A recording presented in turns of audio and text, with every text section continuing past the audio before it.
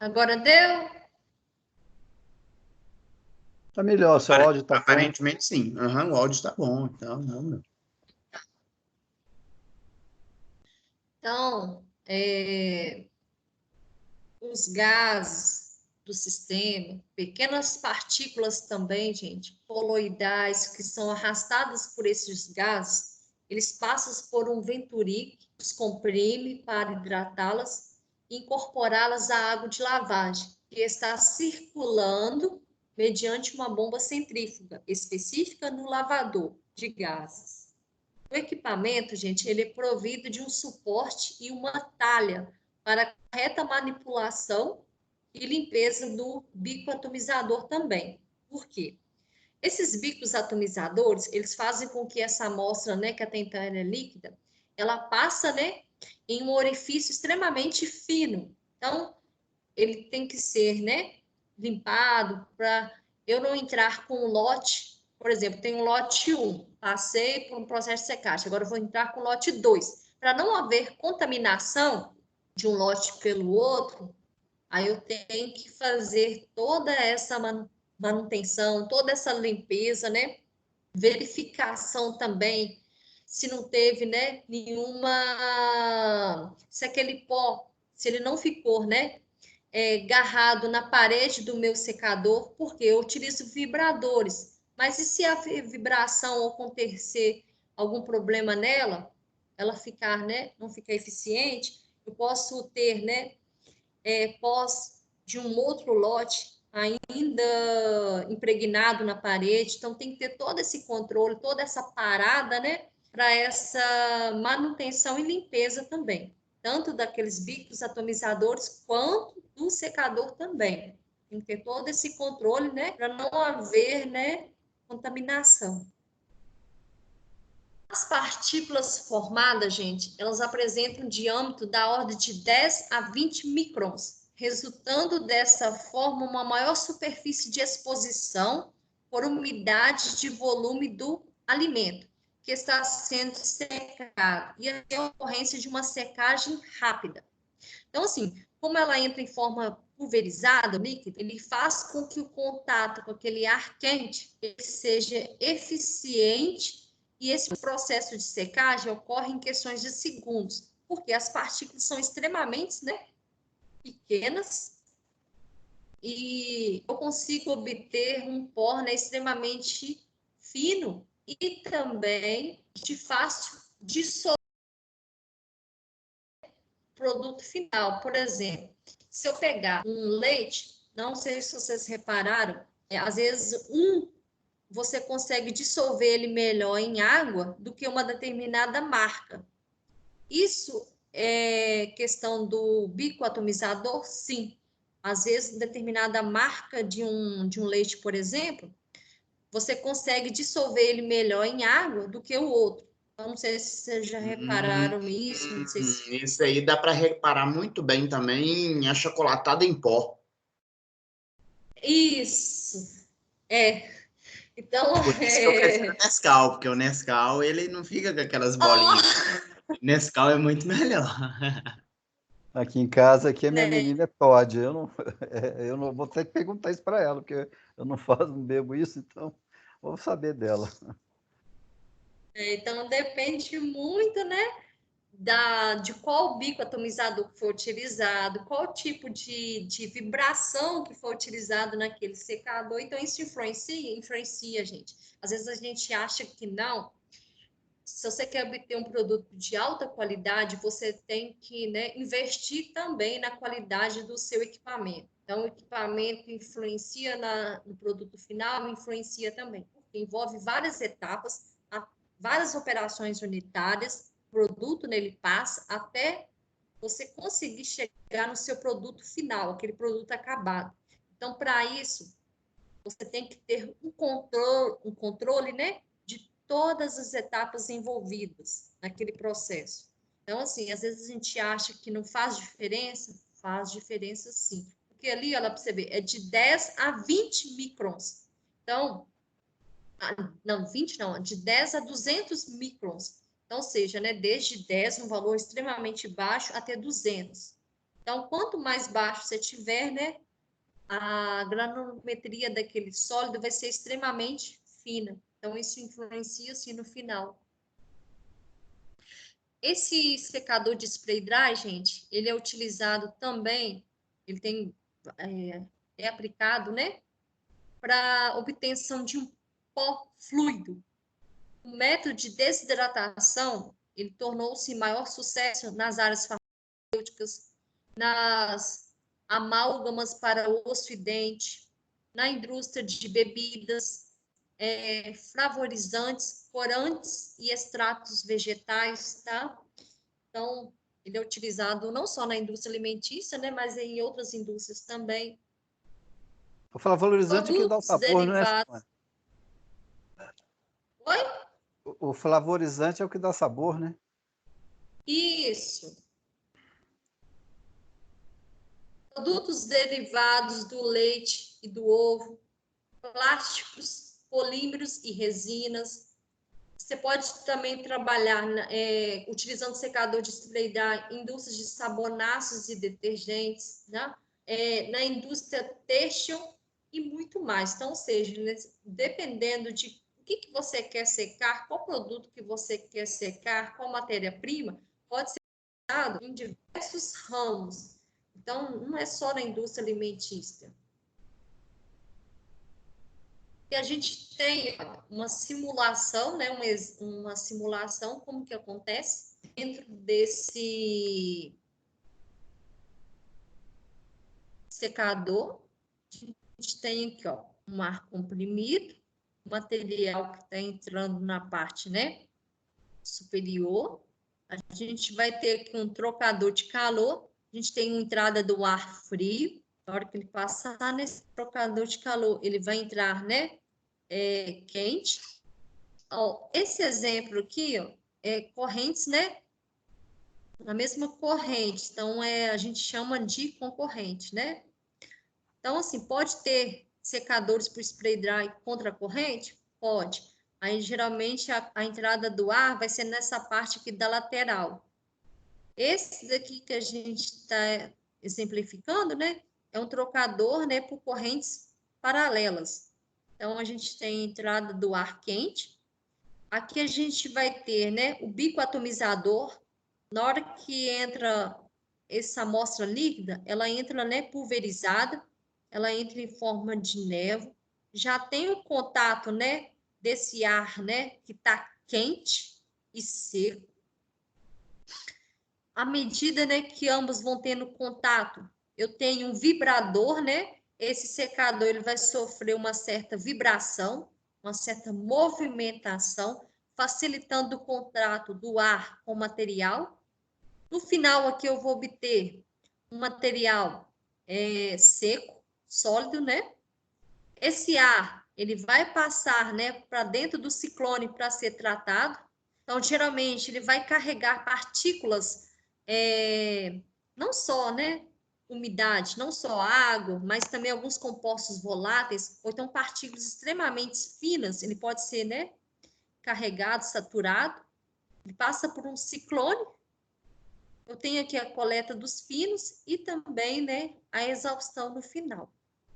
Então, um exemplo, né, bem simples para explicar, né, como que funciona esse secador por aspersão. Esse exemplo que você está dando aí dessa imagem, acho que tira aquela dúvida lá do Tiago no início da aula, que ele falou da Raquel, né? Eu acho que é líquido fluidizante, né, Tiago? É isso que você falou? Isso, leito fluidizado. Leite Fluidizado. fluidizante. Leito fluidizado. Fluidizado. Ele se adapta aqui nessa entrada aqui do material em cima do ar comprimido, do material que desce aí, Simone, junto com o atomizador? Seria isso? Porque você está vendo aí que as pequenas Só moléculas, que de aqui, início ela está agrupada e depois elas se distanciam, né? isso é como fosse um leito fluidizado. Só que, na Uhum. verdade, aqui, quando a gente trabalha com leito fluidizado, geralmente, né, a maioria dos leitos, eles ocorrem ascendente, e aqui está descendente, né? Ah, entendi. Então, quando a gente trabalha com leitos fluidizados, geralmente é como eu pegasse essa imagem e virasse ela. Mas é como inverter. mesmo funcionamento. Inverter Entendi. isso. Mas o esquema seria tipo esse, só com a diferença, vamos supor, é de baixo para cima, né? Isso mesmo. Aí, no caso ali, o meu é ar quente, ele entraria na parte inferior, fazendo com que aquele líquido, ele pela corrente daquele ar quente, pelo ventilador que está sendo utilizado, ele força com que aquelas partículas daquele líquido, ele se dispersa melhor, né? Separa melhor, fazendo com que tenha um contato, né? Entre esse ar e esse material. Aí é mais ascendente, né? Tá subindo, vamos falar subindo mesmo, né? Então, é como fosse uma imagem, né, invertida. Então, a gente tem aqui uma spray dry, tá? Uma secagem por pulverização. A gente tem esse exemplo aqui. A gente tem aqui no 1 a entrada do meu ar quente. No 2, a entrada de ar, tá? Então, geralmente, ele vai entrar, vai passar por um processo de aquecimento. Eu vou ter uma bomba de alimentação que ela vai controlar, né, a vazão que está entrando. No 4, eu vou ter uma introdução de ar para resfriamento do produto, porque, né, aquele material, ele está sendo, né, ele está passando por um processo de aquecimento para retirar aquela umidade por vaporização térmica.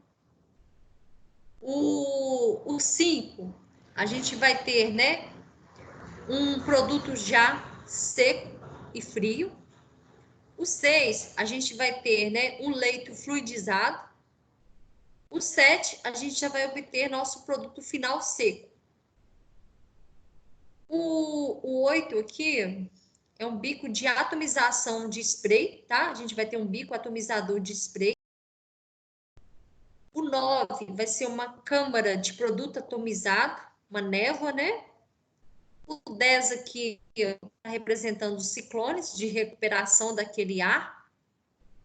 O 11 vai ser um filtro de ar invertido.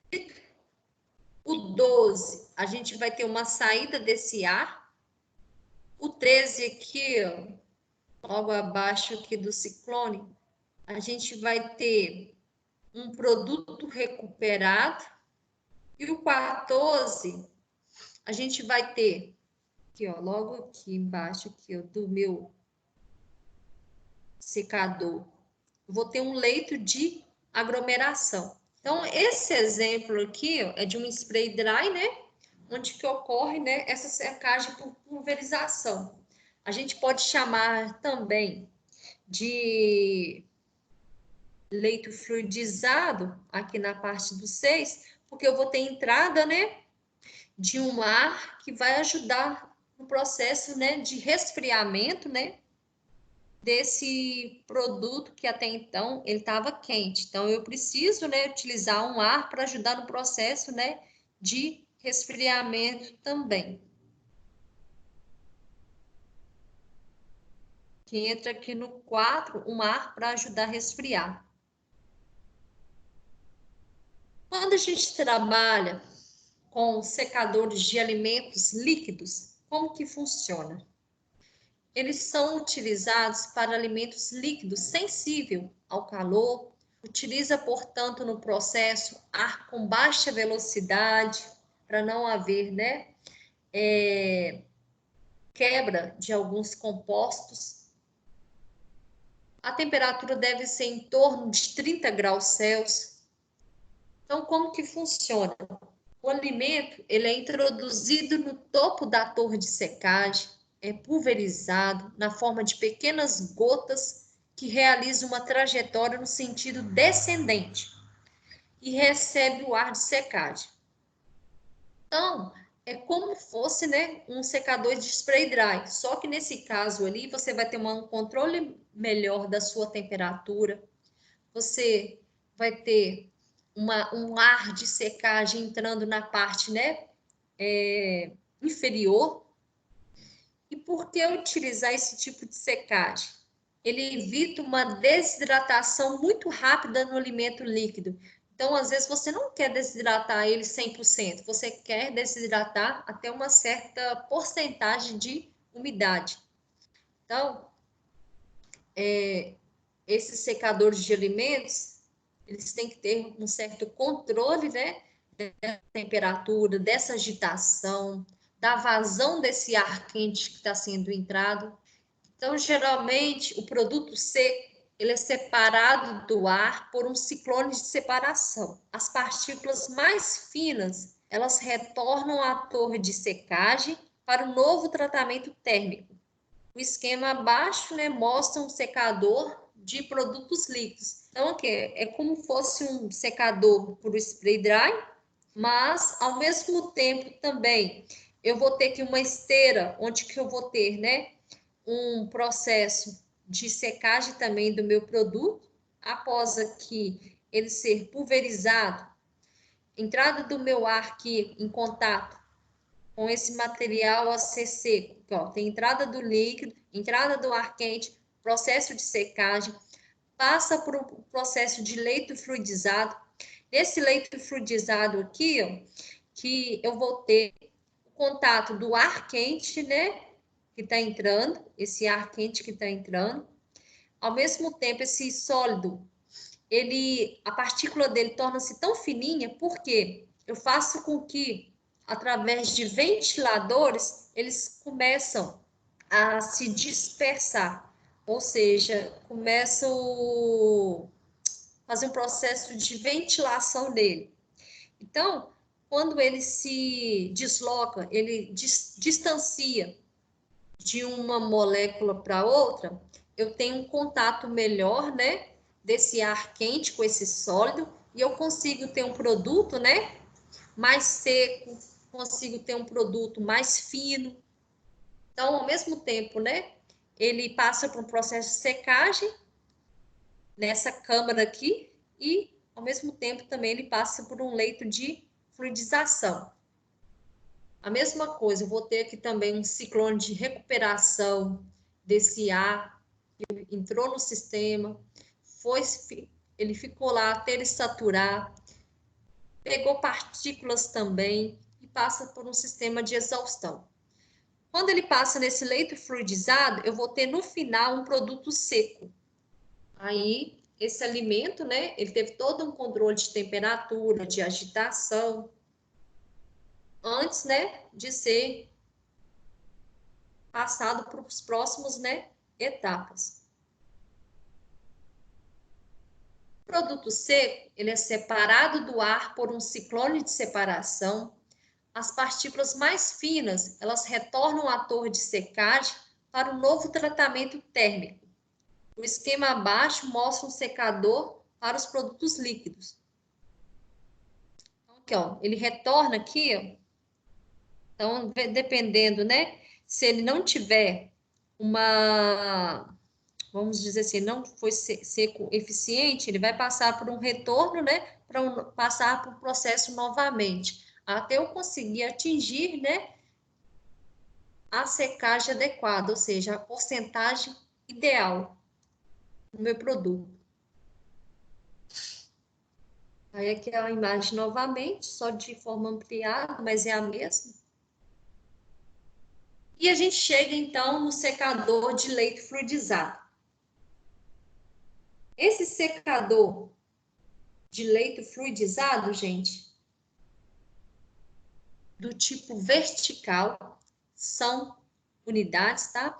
Cuja geometria facilita o escoamento do fluxo de produtos e de gases, simplificando as instalações. Então, geralmente, né, ele é instalado na forma vertical. Neste secador, o ar de secagem atravessará uma placa perfurada, provocando uma turbulência no produto que se encontra sobre ela. Quando o conjunto começa e continua a flutuar sobre a placa, o conjunto passa a ser denominado leito fluidizado. Então, quando eu tenho, né, a entrada do ar quente, ele começa a entrar em contato com esse material a ser seco, e ocorre essa turbulência, né, desse material a ser seco, a gente vai chamar de leito fluidizado. Esses leitos fluidizados, gente, eles operam com grandes vazões de produto e fluxos de gases, sendo especialmente indicados para o processamento de carvão, de escória, minerais de uma forma geral e alguns outros produtos, né, manufaturados. Não é um secador comumente utilizado na secagem de produtos agrícolas. A gente estava vendo ele lá no carvão mineral, com processos industriais orgânicos, né? Isso. Aí é muito utilizado, né, para secagem de carvão também. Então, assim, ele tem uma capacidade baixa, mas uma elevada potência. Por causa, né, o ventilador, a gente precisa ter esse ventilador para gerar essa certa turbulência. Então, geralmente, a fluidização, resumidamente, né, é uma operação pela qual as partículas sólidas, elas são transformadas em um estado como fosse de um líquido fervendo. Essa turbulência, na hora que você essa amostra sólida, ela entra em contato com ar quente, em contracorrente, ela começa uma turbulência, essa velocidade, né? Ela é tão assim, vamos dizer, tão elevada, que quando você olha assim, dá a impressão que está acontecendo um processo de fervura daquele sólido. Então, dá uma impressão, né, que aquele amostra sólida em um estado como fosse de um líquido, né, através de uma suspensão em um gás. Então, dá a impressão, por essa turbulência, que está fazendo um processo de fervura, mas não, é um processo de turbulência entre o contato entre o ar quente e aquele material sólido. Então, geralmente, né, ocorre, o sistema tem que ser todo fechado, tem que ter todo o controle de vazão, de como que esse ventilador, né, onde que ele vai ser instalado, tem todo um controle, né, desse secador. Ô, Para no Simone, final você... a temperatura nesse tipo de secador, ela tem que ser maior, a temperatura desses gases aí? Não, não necessariamente, porque na hora que eu gero essa turbulência, eu vou ter uma agitação desse sólido, então eles, até então, né, eles são muito juntinhos, concorda? O sólido, normal, ele é muito juntinho. Quando eu gero, né, coloco esse ventilador, eu vou gerar uma certa turbulência. Então, eles vão ficar mais separados um do outro, eu vou conseguir fazer o processo de secagem de uma forma mais rápida. Então, eu não preciso ter uma temperatura tão elevada. Entendi. Uhum. Então, não tem necessidade. Então, a gente fala também que posso trabalhar também em sistemas líquidos sólidos, tá? E, nesse caso, vou ter um certo controle de vazão, de temperatura, né, desse ar quente. Mas esse leito fluidizado é mais utilizado, né, para amostras sólidas, mas pode ser utilizado também em amostras líquidas. Ô, Simone, me tira uma dúvida aqui. Eu sei que os professores não gostam muito de falar nisso, mas a gente sempre tem curiosidade, né? De droga, até ela virar um pó, ali tem muitos solventes voláteis e inflamáveis. Como é que eles conseguem fazer secagem disso?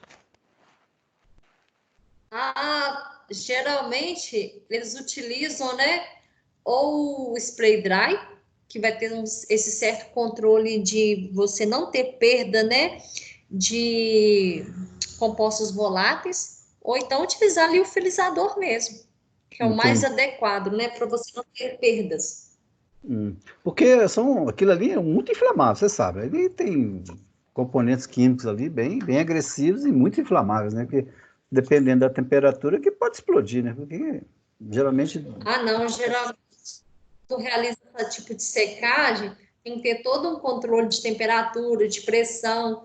Então, assim, quem mexe com isso entende realmente desses processos, porque senão, né, ele está mexendo, né, com substâncias inflamáveis, então correria o risco. Então, assim, Entendi. por trás disso tudo sempre tem um que conhece. Então, aqui, Ok. ó, esse processo de fluidização, gente, ele ocorre quando um fluxo de fluido, a gente fala assim, que é um fluido que é utilizado, pode ser utilizado um gás, né? No caso, o nosso exemplo aqui, a gente está utilizando um gás quente. Ele é colocado, né, na forma ascendente, através de um leito de partículas, para adquirir velocidade suficiente para suportar as partículas, né, sólidas e conseguir arrastar elas. Quando ocorre esse arrastamento, ocorre essa turbulência. Então, te dá uma falsa impressão que está tudo fervendo, né? Então, quando eu mostro aqui essa imagem novamente, vou pegar aqui uma caneta para mostrar.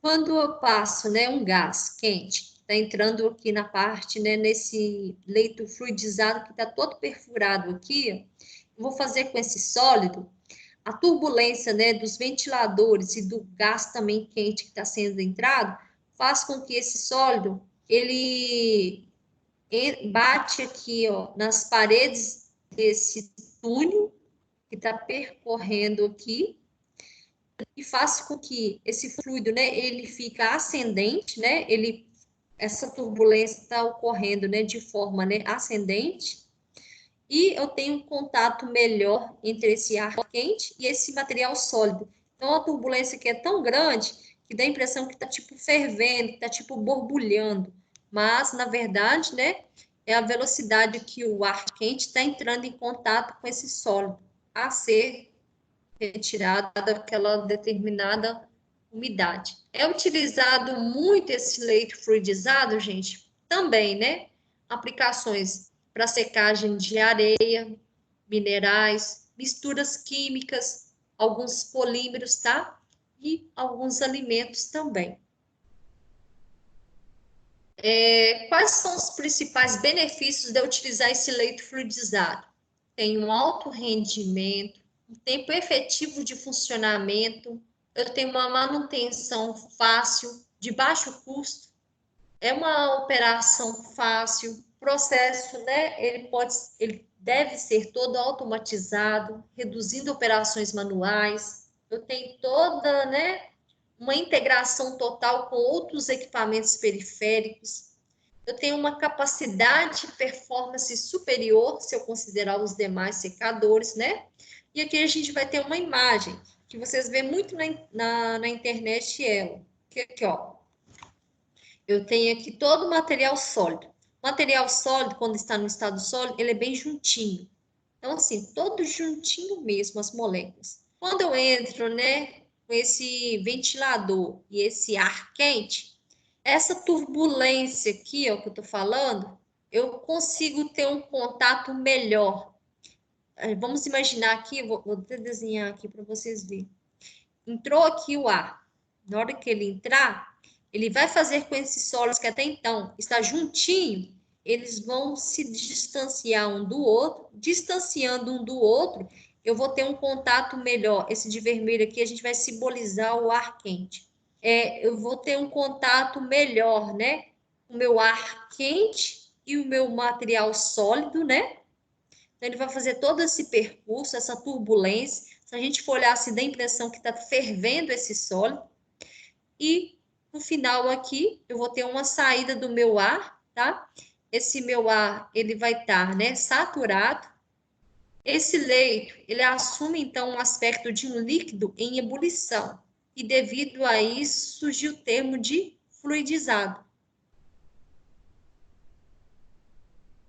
Entendi, A gente tem aqui... entendi. Agora sim, perfeitamente. A ideia desse leite fluidizado, Simone, seria atingir a maior área superficial daquilo que você quer fazer a secagem, né? Isso, sabe por quê? Se não tiver esse leito fluidizado, aqui, ó, dependendo da secagem, gente, eu vou conseguir só a parte superficial. Mas quando eu estou realizando o processo de secagem, eu quero que o corpo inteiro daquele sólido ou daquele líquido, eu estou falando assim, o corpo inteiro, tanto a parte interna quanto a parte externa, ela esteja totalmente, né, seca, ou até uma certa porcentagem. Então, eu tenho que ter todo esse controle, porque às vezes, aparentemente, parece que secou, mas secou só na superfície. Eu tenho que conseguir, né, penetrar esse calor, ele tem que conseguir penetrar até na parte interna.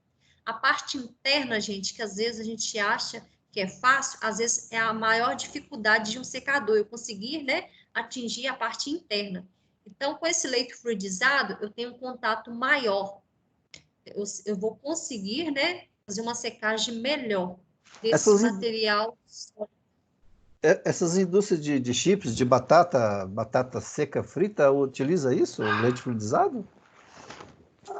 Geralmente utiliza o leito fluidizado, ou então utiliza secadores de túnel, né? Com esses leitos, né? Eles são, vai ter, né, como se fosse uma esteira. Essas esteiras são perfuradas e geralmente ocorre uma turbulência, né, para eu ter, né, uma boa secagem. Com certeza utilizo sim esses por leito fluidizado. A gente vai ter uma imagem da Hércules, tá? De um secador por leito fluidizado. Então, aqui, o sistema ele é todo fechado, tem todo um controle. São esteiras, né? Essas esteiras são perfuradas, tem um certo controle de vazão, de entrada desse ar quente, para eu conseguir percorrer, né? Toda essa trajetória que esse produto a ser seco, ele vai sofrer essa turbulência e vai percorrer também até o final do meu secador, né? Então, é um exemplo, né, que é muito utilizado nas empresas, um secador de leite fluidizado. Aqui tem uma outra imagem também, né, que mostra aqui, ó, não sei se está dando para observar, que está tudo perfurado aqui essa esteira, ó. Então, aqui a gente vai ter, né, essa esteira, ela só vai ter aqui vai ser transportado, passou por uma cama de secagem sólida, ele vai passar nesse leito, aquele ao mesmo tempo, né, ele vai ser seco e ao mesmo tempo, né, ele está sendo transportado, aqui ele vai sofrer uma certa turbulência até obter, né, um material, o tempo que ele vai ficar aqui, ó, nessa esteira, o tempo que ele vai ficar aqui até chegar no final, vai ser o tempo suficiente para ele, né, secar completamente ou secar até uma certa porcentagem. Então, assim, é o tempo suficiente. Aqui a gente tem, né, de vermelhinho, que está a entrada desse ar quente, e a partir do momento esse ar, né, ele já entra frio, para eu conseguir também resfriar, né, esse material sólido. Claro que esse ar de resfriamento, gente, até a temperatura dele também é controlada, porque senão ele retorna com a umidade, né, para aquele sólido. Então, isso tudo é controlado através de um sistema de controle. Então, tudo tem que ser tudo controladinho. Aqui, ó, aqui a gente tem um desenho e aqui a gente tem um equipamento. Olha como é que ele é. Então, ele parece muito com um de leite fluidizado, mas ele pode ser utilizado dessa forma na área alimentícia, né? Ou na área de mineração, igualzinho aquele da marca Hércules para mineração. Agora, na área alimentícia, utiliza muito desse exemplo aqui, para a área alimentícia. Aqui ele está fechado e aqui está explicando, né, como que funciona. Então, aqui, ó, no A, eu vou ter um ventilador. No B, eu vou ter um aquecedor. No C, aqui, ó, eu vou ter uma placa perfurada. No D, vai ocorrer o processo, né, de leito fluidizado. Em G, aqui, ó, eu vou ter uma saída desse ar, que já está saturado. O F, eu vou ter a saída do produto, né? E E, eu vou ter minha alimentação. Então, ou seja, né, aqui vai ser contra a corrente. Outra imagem também, representando, né, um secador de leite fluidizado. Mesmo funcionamento. E a gente chega, né, na liofilização. A liofilização, gente, até então, né, era um dos secadores mais modernos. Claro que hoje tem os específicos, né, que estão mais modernos ainda. Então, como funciona esse sistema de liofilização? Quando a gente chega no supermercado e às vezes encontra um determinado alimento passado pelo processo de liofilização, a gente vê que ainda ele é um processo caro, porque envolve controle de temperatura, controle de pressão. Então, geralmente, torna, né, um processo caro. Mas, se eu utilizar esse processo, eu não vou perder, não vou ter perdas de algumas propriedades de algum determinado, né, material sólido. Posso ser utilizado líquido? Posso, mas é mais utilizado para alimentos sólidos. É uma técnica de secagem por sublimação da água. Então, a água, ela está no estado, né, sólido, ela vai passar para o estado vapor sem passar pela fase líquida. Ela está no estado sólido e vai passar para a fase vapor sem passar pelo estado líquido. Dá para imaginar isso? Dá. Sim, dá para imaginar, sim. Uhum. Então, assim que funciona. É um processo de sublimação dessa água, tá? Então, é um processo que tem que ter todo esse controle de temperatura. Então, isso é utilizado muito para produtos, né, muito sensível às outras técnicas de secagem. Então, por exemplo, se eu não utilizar esse processo de liofilização, eu posso perder sabor, eu posso perder textura, coloração, então, odor também. Então, assim, esse produto, ele tem que ter todo o controle, né, de secagem. Então, ocorre muito, né, um processo industrial para secagem de alimentos, parte de materiais cirúrgicos, farmacêuticos, né, que tem que ter toda uma estrutura interna ou composição química que está sujeita a alguma degradação térmica. Por exemplo, se aumentar demais a temperatura, eu vou ter uma degradação. Então, para não acontecer isso, eu tenho que passar por um processo chamado de liofilização. O liofilização, gente, passa por duas etapas. A primeira etapa, o material ele tem que ser congelado. Esse material ele tem que ser congelado e colocado em uma câmara a vácuo.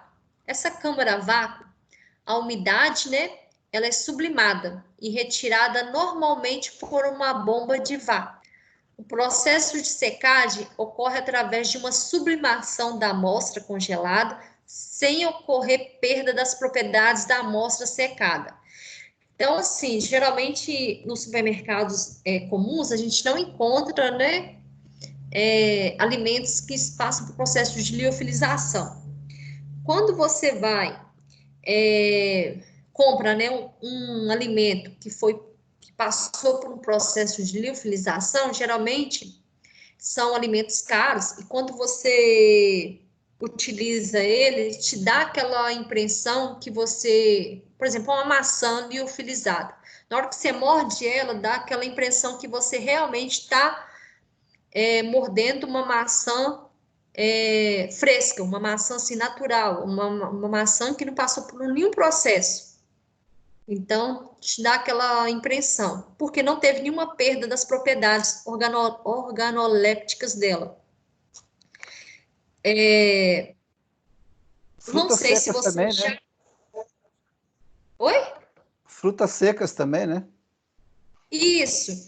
Então, geralmente, algumas frutas, que são secas, elas passam por esse tipo de processo. Ou então, aquele café também, gente, expresso. que ele é de fácil reconstituição, ele passa por esse processo de liofilização. Alguns achocolatados hoje estão sendo passados por liofilização, por quê?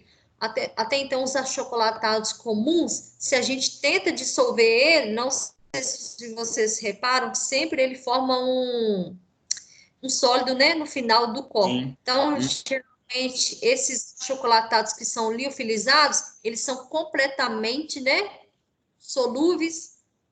Então, assim, é um produto mais caro, mas tem uma qualidade melhor. Ô, Simone. Os cafés especiais também devem passar por isso, né? Aqueles cafés mais O quê? gourmet que tem agora.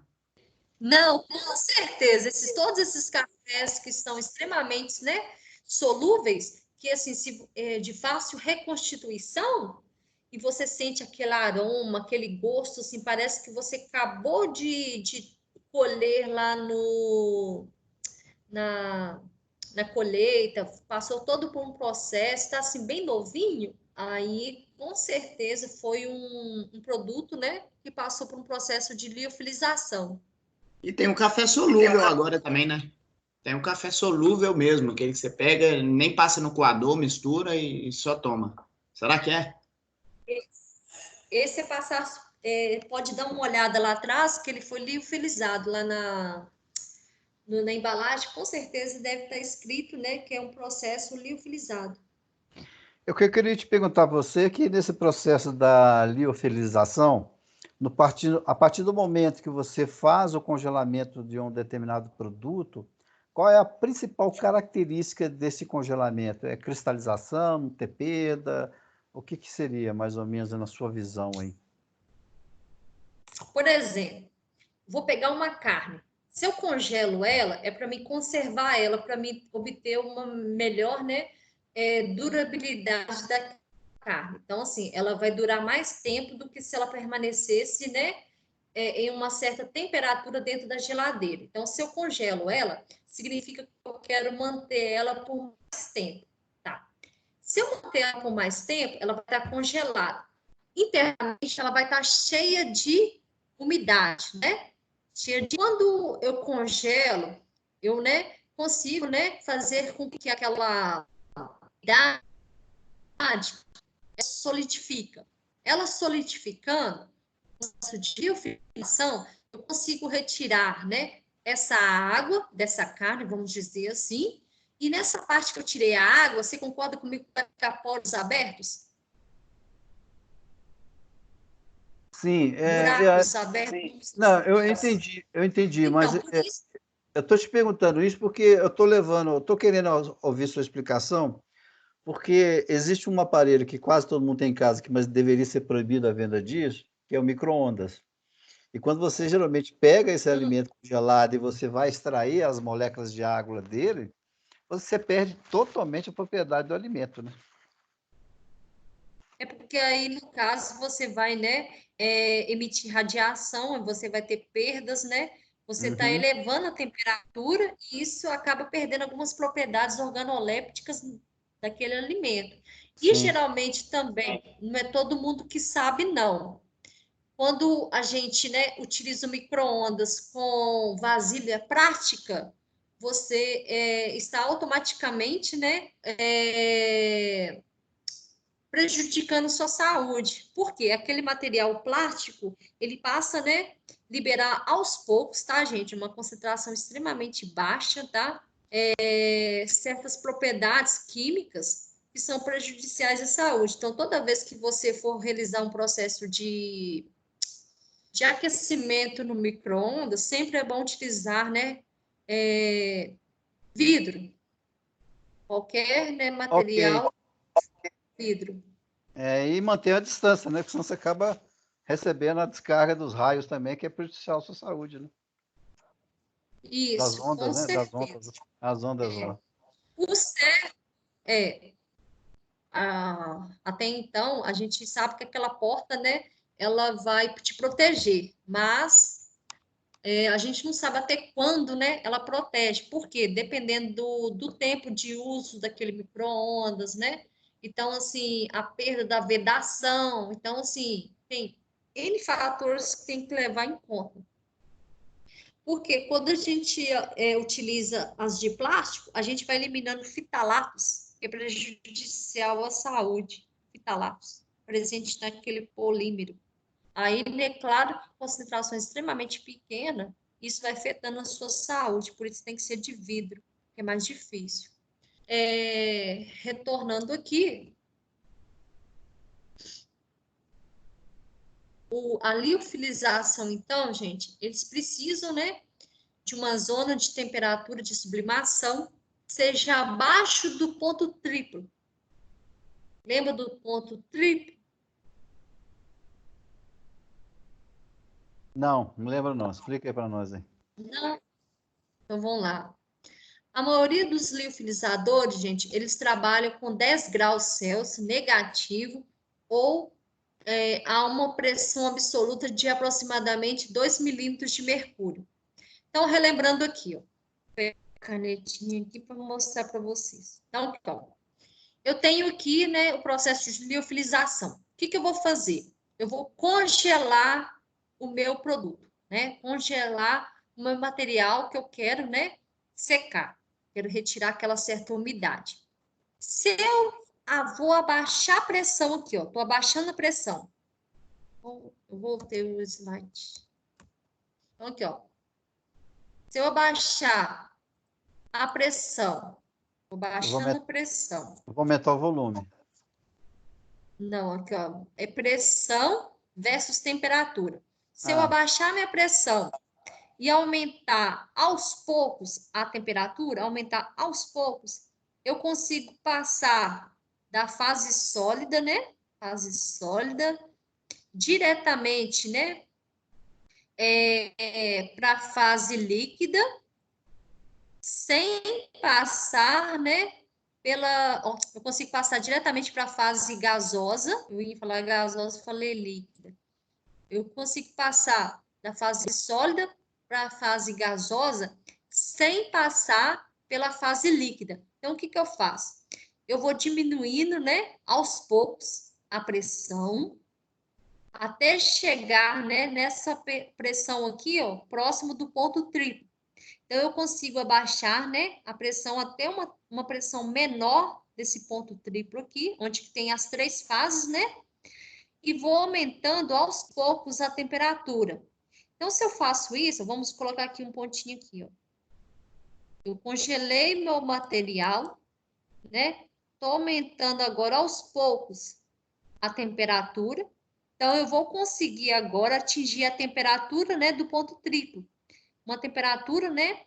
Essa temperatura aqui e essa pressão eu tenho do ponto triplo. Se eu conseguir uma temperatura, uma pressão abaixo dessa pressão do ponto triplo e aumentando aos poucos a temperatura, eu consigo passar a amostra, né, que está com umidade, a água da fase sólida diretamente para a fase gasosa, sem passar pela fase líquida. Basta eu diminuir a pressão e aumentar aos poucos a temperatura. Então, eu consigo passar aquele vapor aquela amostra, né, que até então ela estava com água, aquela água, ela vai passar do estado sólido para o estado gasoso, sem passar pela fase líquida, através da diminuição da pressão e aumento da temperatura, mas aquele aumento, assim, bem pouco. Uma temperatura bem razoável. E esse outro ponto crítico aí em cima aí? Onde é que está a pressão Esse crítica? ponto crítico. Fluido supercrítico aí, Aí, onde é que tem o outro? Esse aqui é quando eu tenho, né? Eu tenho aqui a fase líquida e aqui a fase gasosa. Esse fluido supercrítico aqui, gente, é quando eu trabalho com a fase de vapor. Essa fase vapor aqui, ó, a gente trabalha muito, né? A partir desse ponto aqui, ó, dessa pressão e dessa temperatura, onde eu tenho um ponto crítico, eu vou ter, né, fluidos gasosos. A gente chama de fluido supercrítico porque eles são gás, mas pelas propriedades físico-químicas deles, eles vão como um líquido. Por isso que é chamado de fluido supercrítico. Então, É eles vão outro ter estado da propriedade matéria, não é, ô, Simone? Ele é outro estado da matéria, não é? Isso, outro estado da matéria. Aí é como fosse lá já, né? A parte do. A gente tem aqui, ó. Na verdade, né? O mais utilizado hoje é sólido, líquido, vapor e gás, né? Então, esse gráfico ainda né, está na fase gasosa, mas eles estão estudando uma forma né, de sempre mostrar para o aluno que aqui é sólido, líquido, vapor e gás. Porque quando chega aqui nessa etapa de fluido supercrítico, esse gás ele já está numa pressão elevada, já está numa temperatura elevada, então ele está isento de qualquer vapor, de qualquer resíduo, né? Ele está completamente, né, puro. Então, ele estando completamente puro, ele vai atuar como fosse um solvente líquido, atuar como fosse um solvente líquido, mas ele não é líquido, ele está no estado, né, gasoso, no estado, né, chamado de fluido supercrítico. Então, a gente chama ele, né, de vapor já. Aqui é vapor superacrescido, e aqui esse vapor, ele já é denominado, né, de fluido supercrítico, mas já é no estado vapor. Então, o que acontece? Esse calor para promover a sublimação da água é fornecida por condução, radiação, emissão de energia por meio de ondas ou partículas ou aquecimento dielétrico. Esse aquecimento dielétrico, gente, é uma técnica de aquecimento especificamente elétrica, na qual o calor é principalmente gerado num corpo não condutor de eletricidade por deslocamento de cargas elétricas a essa escala atômica ou molecular, sobre a ação de um campo elétrico de alta frequência. Como que funciona, então, o processo de liofilização? Primeiramente, eu vou congelar e depois, né, a gente chama, né, de secagem primária. A água, né, ela é congelada e removida por sublimação.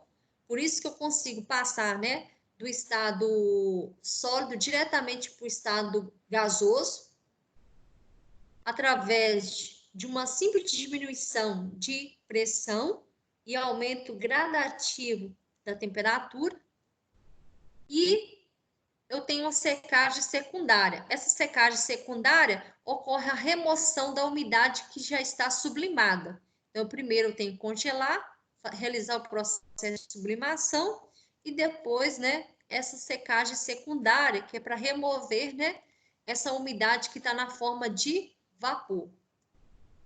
Quais que são as vantagens desse liofilizador? A exclusão do risco de degradação térmica constitui certamente a sua maior vantagem tecnológica. A forma, por exemplo, se eu congelei lá a carne, igual eu estava dando exemplo, vai ficar vários poros lá vazios. Isso vai ser bom para depois, né, eu ter espaços vazios, vai ser, né, no caso da carne, eu vou ter um melhor, né, vamos dizer assim, superfície de contato com o tempero. Se for no caso de um café, eu vou ter uma fácil dissolução dele, ele vai ficar, tornar-se um pó mais fino, mais poroso. Então, essa forma porosa do produto obtido confere melhor facilidade de dissolução. Como tivesse aqui, né, um becker. Aí, aqui vamos imaginar que essas bolinhas, né, aqui tá cheio de material sólido dentro desse becker, tá cheio de material sólido.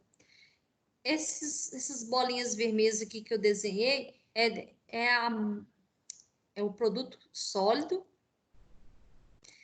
E esses espaços vazios aqui é a água retirada. Então, essa água retirada vai formar poros. Esses poros, né, vão facilitar a dissolução. Aqui a gente tem um liofilizador, tá? Ele tem toda uma temperatura controlada, tem que ter todo um sistema de pressão também controlado, porque você vai trabalhar, né, com uma pressão, uma diminuição de pressão. Cada material a ser passado por esse processo, eu tenho que saber, né, qual que é a pressão adequada, qual que é a temperatura adequada. Então, geralmente, como a gente quer, né, retirar a umidade, e a maioria das vezes vai ser água, a gente sabe qual que vai ser, né, a pressão abaixo do ponto triplo. E qual é a temperatura adequada também dessa água. Então, como é a água, a gente sabe, né, os valores. A liofilização, gente, então, ocorre, né, ao mesmo tempo uma condensação e ao mesmo tempo o processo de sublimação.